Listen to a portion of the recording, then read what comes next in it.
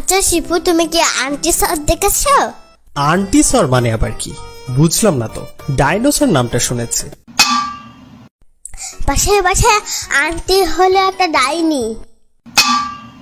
হ্যাঁ, তো কি হয়েছে? তাহলে ডাইনো থেকে ডাইনি, তারপরে হচ্ছে সর থেকে সর, তাহলে সব মিলে ডাইনোসর। সবই বুঝলাম, কিন্তু পাশের বাসার আন্টি ডাইনোসর কিভাবে হলো? এটা আরো সোজা। তুমি তো পাগল, তুমি তো কিছুই বুঝো না, মাথায় তো পাগলের ডিম। আমার মতন যদি জ্ঞানী হতো তাহলে এত আজে বাজে প্রশ্ন করতো না। ওর স্বামী ওকে রেগে বললো, এই ডাইনি সর এখান থেকে, আমার মাথায় সান্ডা করবি না, খবরদার। তারপর থেকে ওর নাম হয়ে গেল ডাইনোসর। হ্যাঁ, কিন্তু আমি তো জানতাম ডাইনোসরের মুখ থেকে আগুন বের হয়। পাশের বাসার আন্টির তো এরকম কিছুই হয় না। আরে পাগলা, পাশের বাসার আন্টিরও তো মুখ দিয়ে আগুন বেরোতো। সেজন্য গ্যাস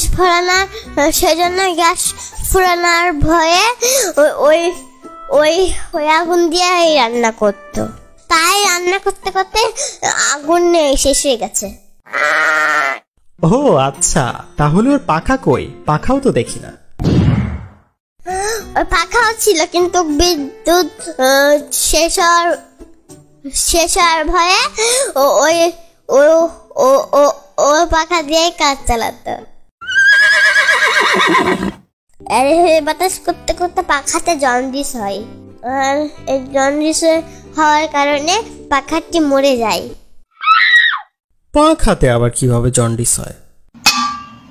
তুমি তো বুঝবা না, তুমি তো একটা নিজের জন্ডিসের রোগী, আর আমি হচ্ছে পারে একটা জন্ডিস বিশেষজ্ঞ ডাক্তার। আমিও একটা জন্ডিস বিশেষজ্ঞ ডাক্তার। ধুর, আজাইরা কথা কও শুধু। মুনিয়ার কাছে কোনো মিথ্যা কথা বলার প্রশ্নই নাই। মুনিয়ার সব কথা সব সময় বিশ্বাসী, সব সময় সাদা ভাত খায়, সাদা কথা বলে।